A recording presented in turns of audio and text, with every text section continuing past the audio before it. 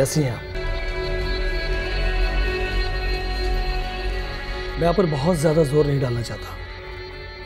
आप उंगली उठाकर इशारा कर देंगी, मेरे लिए बहुत होगा बस।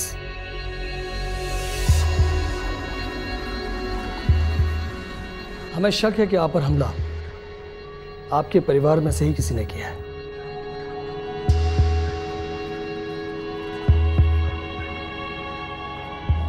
कौन माँ?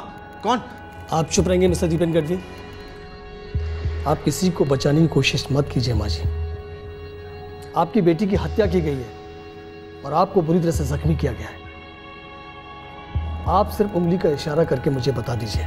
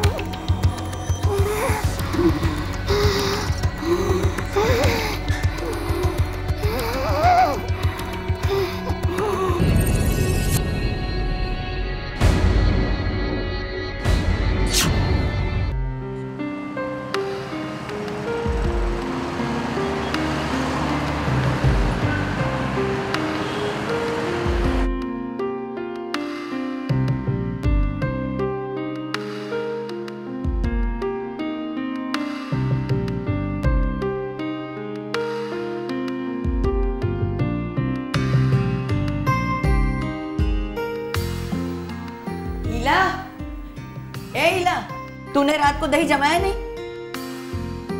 जमाया था माँ, जमाया था। कल रात को मैंने दूध जमाया और सुबह दही फ्रिज में भी रख दिया था। दिखा दिखा, कहाँ है दही? फ्रिज में दिखा। मैंने कहा था ना तुमको दूध जमाने को। एक काम ठीक से क्यों नहीं कर सकती है तू? रात भर सोती नहीं हो तो ये सब काम कर क्यों नहीं लेती? महारानी है तू? कौन से देश की महारानी हो? बोल बोल ना, बोल। मैं तेरी माँ हूँ। दुश्मनों के लिए काम करती हो ना? मुझे सब पता है। देखना, एक दिन मैं तुझे ही जमा कर इसी फ्रिज में रख दूंगी।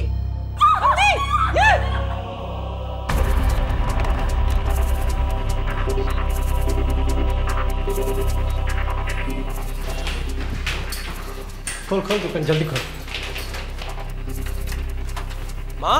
और एक बार रोब जताया ना, वहां से आ गया आवाज। लाल मिर्ची में डुबो कर बोतल में बंद कर दूंगी। सच। माँ, अच्छा, यहाँ बैठो। हीराबेन, सब ठीक है? क्या हुआ माँ? और क्या होगा, वही तवरे पड़ रहे हैं। क्या हुआ? छोड़ो। माँ को क्या हुआ? माँ क्यों रो रही है? हाँ? माँ क्यों रो रही है? लीलाबेन, आज सुबह आपने अपनी दवाइयाँ ली? वो तो मैं रोज लेती हूँ, आपको पूछने की जरूरत नहीं है। संदीप भाई,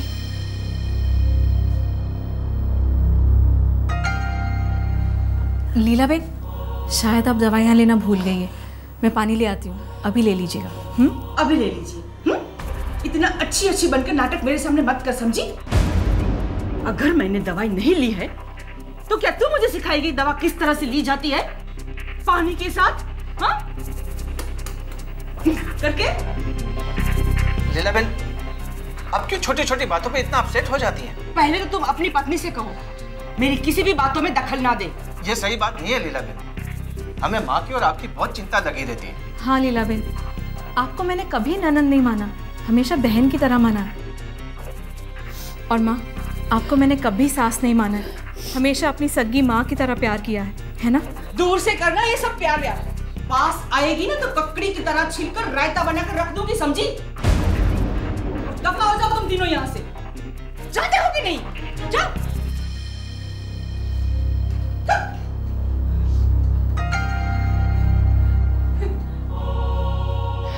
माँ। लीला गढ़वी मानसिक रोग स्किज़ोफ्रेनिया से पीड़ित थी। वो अविवाहित थी और अपनी मां कांता गढ़वी के साथ रहती थी। कांता गढ़वी का बड़ा बेटा संदीप उसी हाउसिंग कॉलोनी की दूसरी बिल्डिंग में अपने बीवी बच्चों के साथ रहता था। कांता गढ़वी का छोटा बेटा दीपेन और उसकी पत्नी रूपा उसी बिल्डिंग के दूसरे फ्लैट में रहते थे।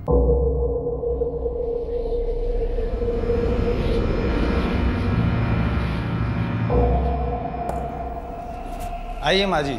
दीदी, खाना तैयार है, गरम गरम खा लीजिए। हम लोग ले लेंगे, अब तू जा। दीपेन और रूपा के घर का नौकर रविंद्र सोमाने और रवि 7 सालों से माजी और लीला के घर में भी काम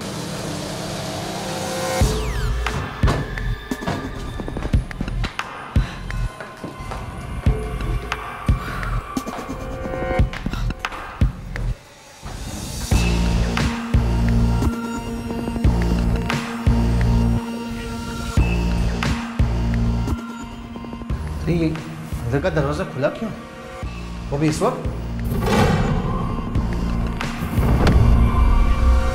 हाँ, लीला बहन, लीला बहन। अरे नींद लग गई होगी, दरवाजा बंद करना भूल गए होंगे। लेकिन इस तरह दरवाजा खुला रखना डेंजरस है ना? अरे तो उसकी डुप्लीकेट चाबी है ना आपके पास? हाँ। चलो ले आते हैं।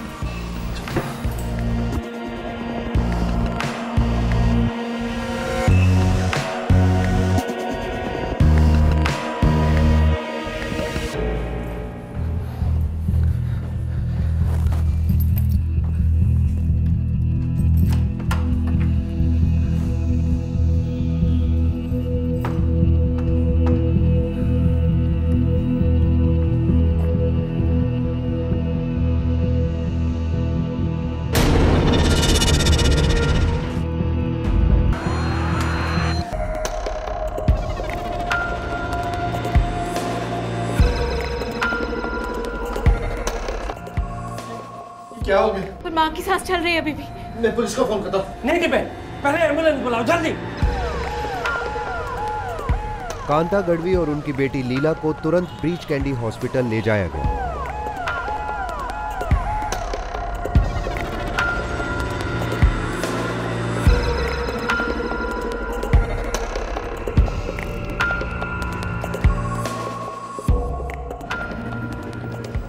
सॉरी, शी इज नो मोर। इनकी डेथ हो चुकी है। केवल घोषित दिया गया।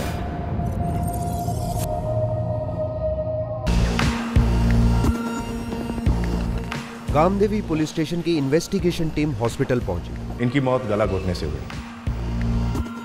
मदर? सर पर गहरे वार हुए। बचने की उम्मीद? केस होपलेस नहीं है, उम्मीद रख सकते हैं। होश में है? बात कर सकते हैं? आई एम सॉरी ऑफिसर, इस वक्त वो गहरे सदमे में। कल स्टेबलाइज हो जाएंगी तो मैं आईसीयू से उनको वार्ड में शिफ्ट कर दूंगा। उसके बाद आप सवाल पूछ सकते हैं। ओके। एक बात और, माजी के सर पर जो वार हुआ है वो चाकू से नहीं हुआ है, काफी गहरे हथियार से हुआ।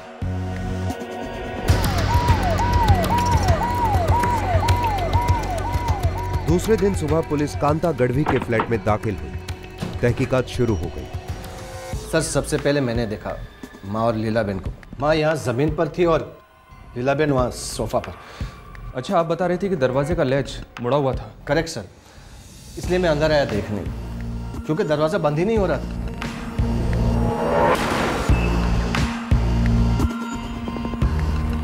घर से कुछ मिसिंग है? जी नहीं इंस्पेक्टर साहब, सब कुछ चेक किया, सारी चीज़ें जो कहते हो। माँ और लीलाबेन की ज्वेलरी भी वैसे ही पड़ी हुई है। अब दरअसल अलमारी खोली ही नहीं गई थी।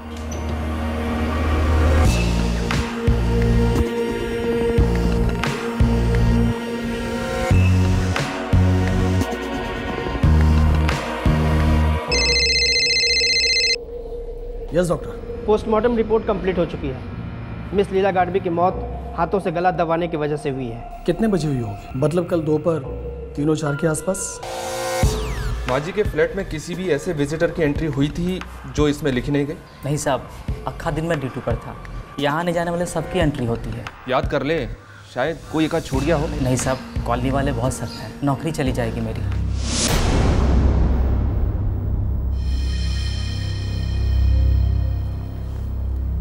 ये दरवाजे का लैच मुड़ा जरूर है, लेकिन फोर्स एंट्री नहीं है। भाई देवे कल दोपहर 3 और 4 के बीच में आप दोनों कहाँ थे? सर हम दोनों फैमिलीज बाहर गए थे, एक फंक्शन अटेंड करना था। किस समय निकले थे आप लोग? यही तकरीबन 2-2:30 बजे। संदीप भाई 2:30 बज रहे थे, मुझे वक्त याद है। दीपेन जल्दी करना, तो हमेशा लेट होता है।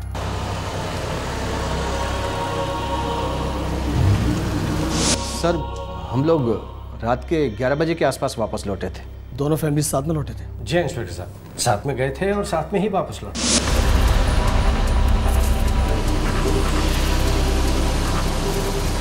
जी मैं बगल वाले विंग में रहता हूँ। सर हम लोग माँ के फ्लैट से 2 फ्लैट ऊपर रहते हैं। हम लोग ऊपर जा ही रहे थे कि मैंने माँ के घर का अंदर का दरवाज़ा खोला देखा। मैं डुप्लीकेट चाबी लाया और दरवाज़ा खोलकर अंदर आया और दोनों को देखा। फिर क्या हुआ? दीपक ने मुझे फ़ोन किया। आपकी माँ और बहन को नहीं बुलाया क्या फंक्शन में? वो इसलिए इंस्पेक्टर साहब क्योंकि जो फंक्शन था वो हमारे बिजनेस एसोसिएट्स ने रखा था। और माँ और लीला बहन बीमारी के कारण कभी कहीं बाहर नहीं जाते थे। अच्छा, इस घर की चाबी के डुप्लीकेट्स भी आप लोगों के पास? जी इंस्पेक्टर साहब, हम दोनों भाइयों के पास एक एक डुप्लीकेट की है, सेफ्टी के लिए रखते हैं। सेफ्टी किसकी? सर हमारी माँ और बहन दोनों अकेली रहती थी, बस से उम्र भी हुई थी और बीमारियाँ भी थी। कैसी बीमारी? इंस्पेक्टर साहब, माँ को इंसोम्निया है, वो 2-3 दिन में एक बार सोती हैं, और लीला बहन तो मेंटल पेशेंट है, स्किज़ोफ्रेनिया उन्हें। उन दोनों के बीच में कैसे रिश्ते थे? सर काफ़ी झगड़े होते थे। कभी कोई हाथापाई हुई? मेरी ननद को जब दौरा पड़ता था तो वो आपे से बाहर हो जाती थी, और कई बार उन्होंने माँ को जान से मार डालने की धमकी भी दी थी। पर जान तो उन्हीं की गई और आपकी सासू माँ बच गई। अच्छा, आप लोगों के अलावा इस घर की चाबी और भी कोई इस्तेमाल करता है? जी हाँ, हमारा नौकर है रवि सोमाने, वो यहाँ सफाई भी करता है और खाना भी बनाता है। इस वक्त कहाँ है वो सोमाने? इस वक्त वो माँ के पास अस्पताल में है। हम लोग सब यहाँ हैं तो माँ के पास कोई चाहिए ना।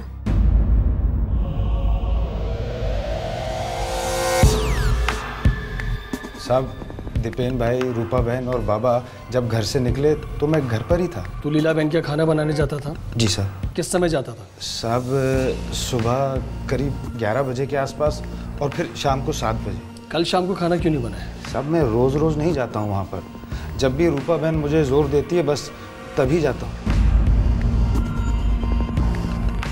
और कल रूपा बहन ने तुझे जाने के लिए नहीं कहा? माँ जी और लीला बहन कई दिनों से दोपहर का ही खाना गर्म करके खा रहे थे, उन्होंने मुझे मना किया था आने के लिए।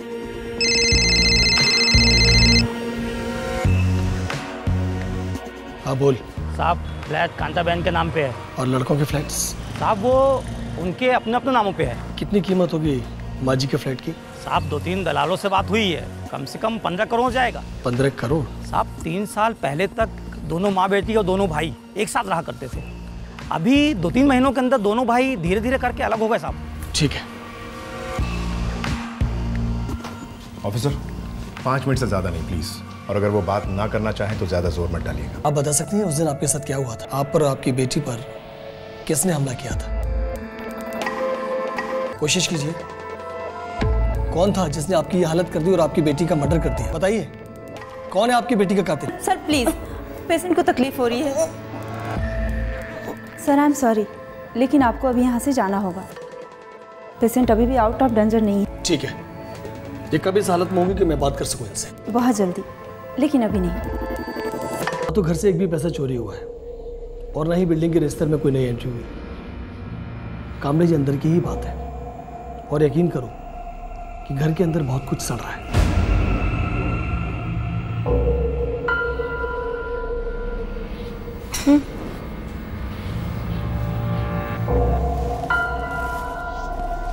दीपेन, मैं क्या सोच रहा था कि ऐसा हो सकता है ना कि लीला बहन को दौरा पड़ा हो और उन्होंने माँ पर हमला किया हो, और अपने आप को बचाने की खातिर माँ के हाथों लीला बहन की जान चली गई हो। ये आप क्या कह रहे हैं संदीप भाई? माना कि लीला बहन को कई सालों से स्किज़ोफ्रेनिया के दौरे आते रहे हैं, पर कभी भी उन्होंने एक्चुअली माँ पर हाथ उठाया था? मगर दीपेन, लीलाबन पिछले कई दिनों से अपनी दवाइयाँ ठीक से नहीं ले रही हैं, और ये बीमारी में लोग मरने मारने पर उतर आते हैं। ऐसा हो सकता है कि लीलाबेन ने माँ जी पर अटैक किया और बचाव में माँ जी से लीलाबेन का खून हो गया। मुझे लगता है कि लीलाबेन ने माँ जी पर किसी भारी हथियार से हमला किया होगा, और अपने बचाव में माँ जी ने लीलाबेन को सोफे पर गिरा दिया और उसे मार दिया और खुद लगभग 3 फीट पीछे गिर गई। लेकिन लीला बहन ने जिस हथियार से माँ जी के सर पर वार किया वो हथियार कहाँ गायब है? हमें तो घर में कुछ भी नहीं मिला और ना ही कुछ अटपटा सा लगा।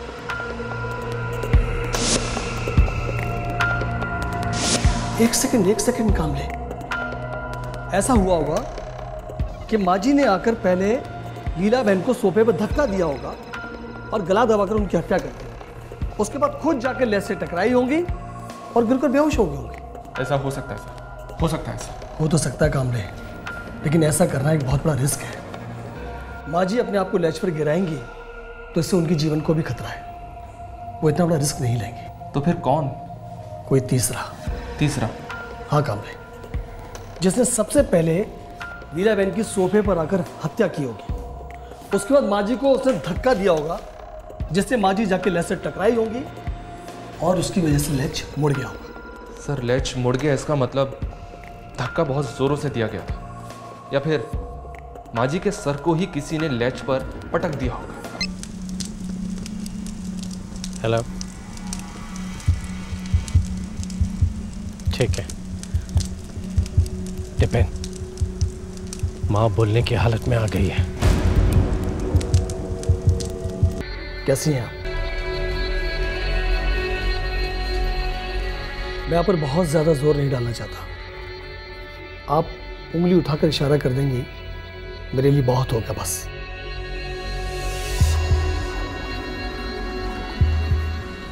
हमें शक है कि आप पर हमला आपके परिवार में से ही किसी ने किया है।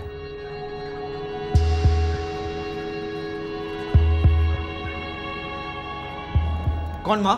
कौन? आप चुप रहेंगे मिस्टर दीपेन गढ़वी? आप किसी को बचाने की कोशिश मत कीजिए माँ जी। आपकी बेटी की हत्या की गई है और आपको बुरी तरह से जख्मी किया गया है। आप सिर्फ उंगली का इशारा करके मुझे बता दीजिए।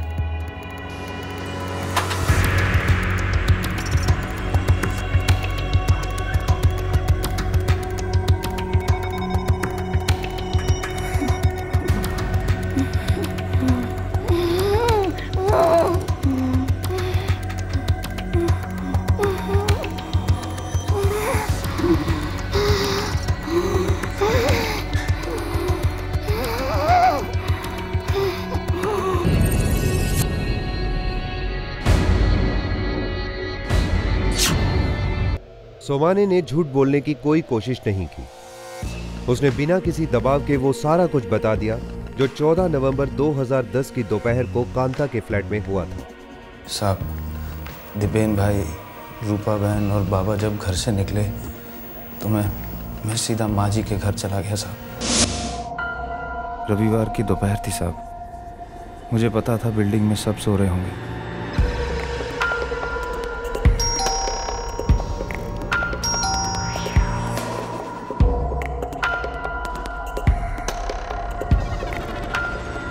क्या बात है रवि, क्या हुआ? रवि, क्या किया तूने मेरी लीला को? क्या किया तूने मेरी लीला को? मुझे लगा दोनों खत्म हो गए और मैं वहां से भाग गया।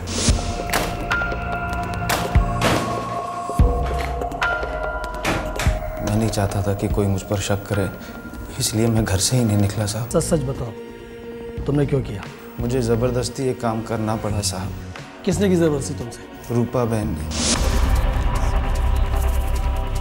रवि, ये तो सिर्फ 7,000 है, बाकी के 23,000 कब दोगे? थोड़ा थोड़ा करके लौटा दूंगा मैम साहब। तुमने मुझसे 30,000 मांगे, मैंने दिए।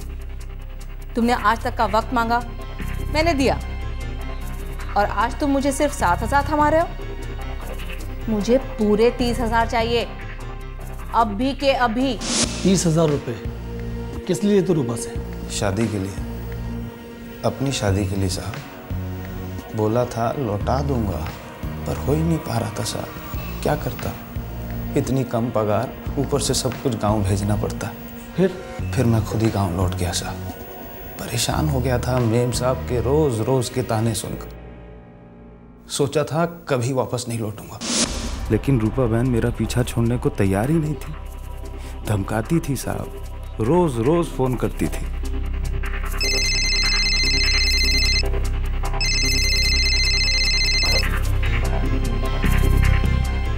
हेलो रवि, इतनी लंबी छुट्टी कौन लेता है या देता है रे? मेम साहब, घर में प्रॉब्लम चल रहा है। प्रॉब्लम सबके घर में होते हैं, पर प्रॉब्लम अपनी जगह है और उधारी अपनी जगह।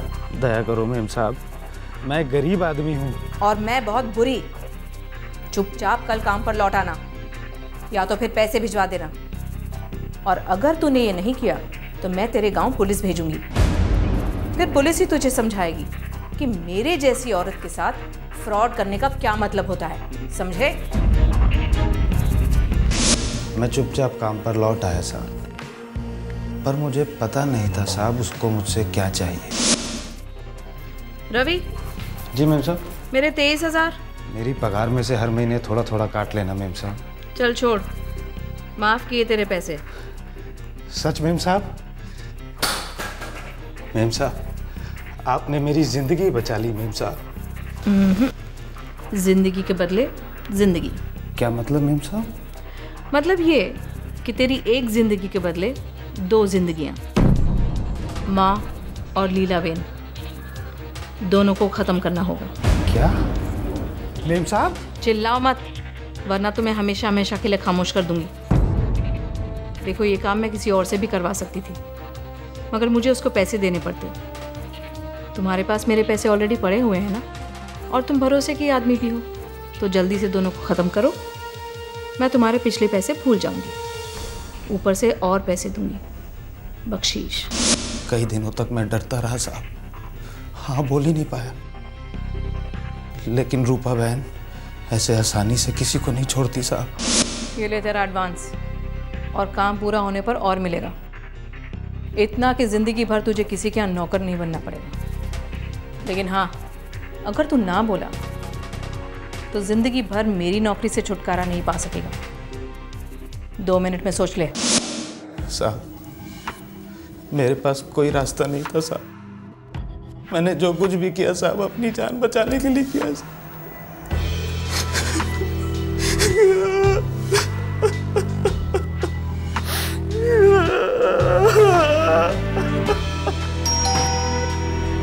रूप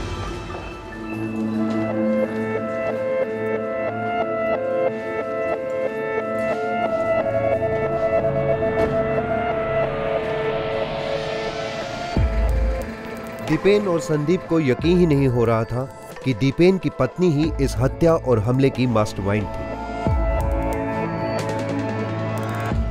कत्ल की दोपहर को रूपा ने सोमाने को 3 बार फोन किया था, सिर्फ ये जानने के लिए कि मां बेटी दोनों खत्म हुए थे या नहीं। रूपा ने अपनी सास और ननद की बीमारियों और उनके आपसी झगड़ों की आड़ में अपने जुर्म को छुपाने की हर मुमकिन कोशिश की। उसने काफी सोच समझकर यह जाल बुना था और इसीलिए उसने सोमाने को हथियार ना इस्तेमाल करने का आदेश दिया था। रूपा ने पुलिस को बताया कि यह हमला करवाने के पीछे उसका मकसद क्या था। कांता गढ़वी के फ्लैट के नॉमिनेशन पेपर्स में रूपा का नाम था, इसलिए लालच में आकर रूपा ने यह साजिश रची थी।